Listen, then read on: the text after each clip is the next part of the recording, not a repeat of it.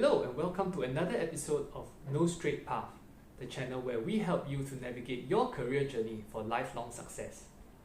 Since young, all of us have struggled with this question of what do we want to do or be when we grow up. Some of us might have had family or friends who served as role models for us to follow. Others might have met with trials or challenges that you've managed to harness to a motivation for a greater cause. But if you were like me, and you did not have such impactful experiences to draw upon, your career direction might not be so clear.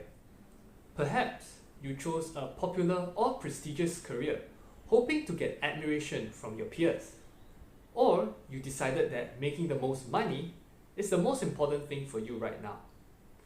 Or perhaps you have come to a time in your career where the job that you once enjoyed is not quite making you happy anymore. Whatever your experience may be, the fact that you've come to this channel means that you have some doubts about your choices that you hope to resolve.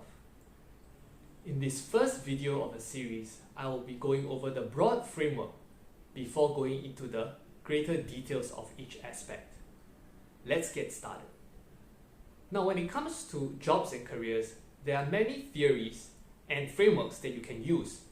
I will just be talking about one of them. The most important thing to take note of is the 4 aspects of yourself and the 4 aspects of your career, which have to fit together in order to produce a good fit for you. What are these 4 aspects? They are VIPS: values, interests, personality, and skills. First of all, values. This refers to qualities considered to be the most important guiding principles for setting priorities. Concepts like job security, advancement, autonomy, and work-life balance fall under this category. There are intrinsic, extrinsic, and lifestyle values. Secondly, interests. This talks about what work or tasks excite and draw your enthusiasm without considering your proficiency. This is influenced by your personality, skills, and even the job you are doing. Thirdly, personality. This describes who you are as a person, both at work and in your personal life apart from work. Popular examples of personality measures include Carl Jung's typology, or MBTI, Big 5 traits, and DISC. Lastly, skills. This deals with what you can do because of your education, training, and work experience. For most people, this can be read from a well-articulated resume. If you have skills in many areas, it may be more useful to consider skills that you enjoy using frequently. Each person has a different mix of these 4 aspects, which makes them unique, like your DNA.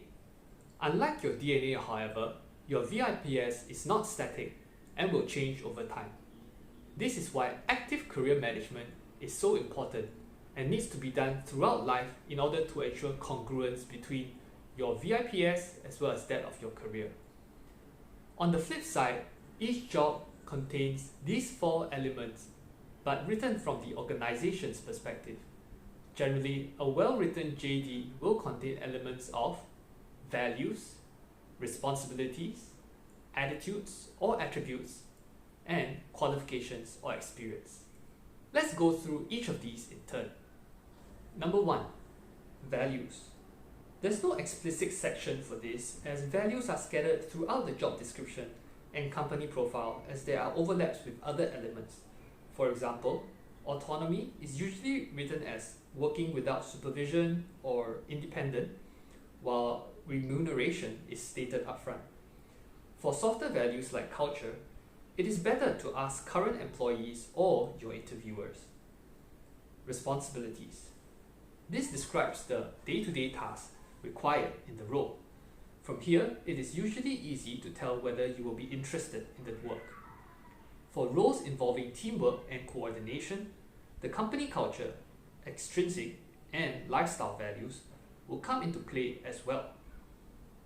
Thirdly, attitudes or attributes. these are usually hidden within the requirements section and worded as non-skill qualities that the company is looking for. Things like attention to detail favors conscientious individuals, while creative and innovative is easier for those high on openness to experience.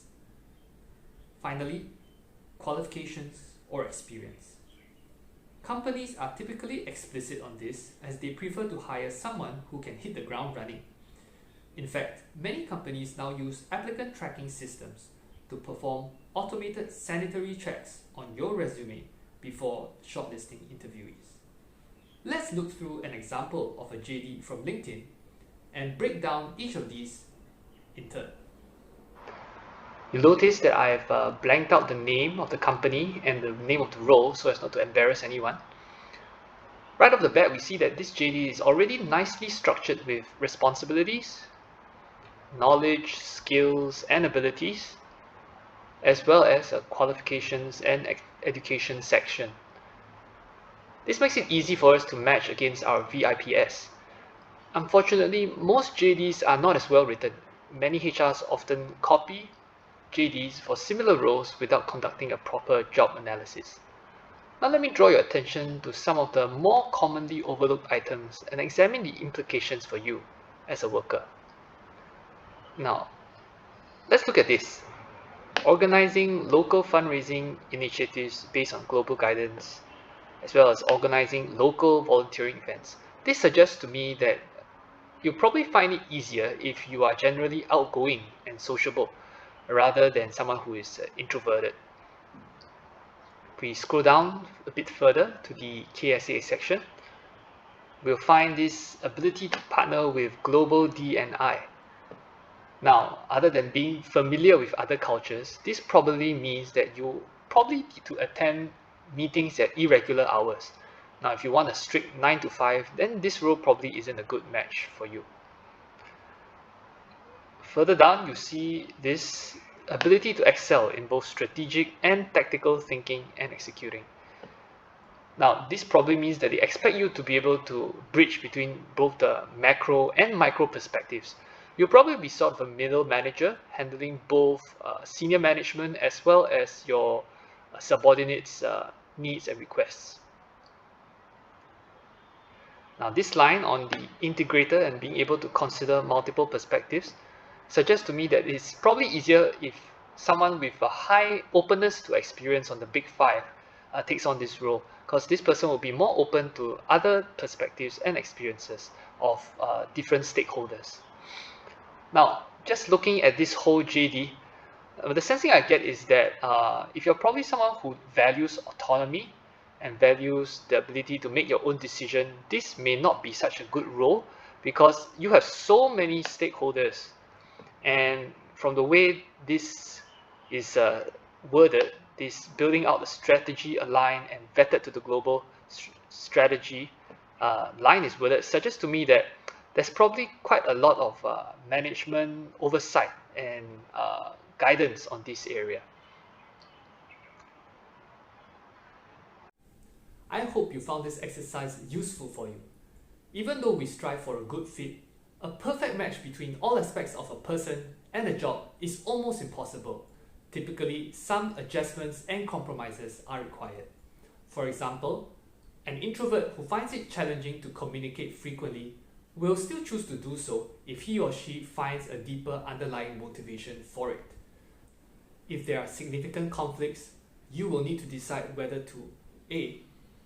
Find coping strategies from other aspects of your VIPS, or B. Accept the misalignment as part of the job.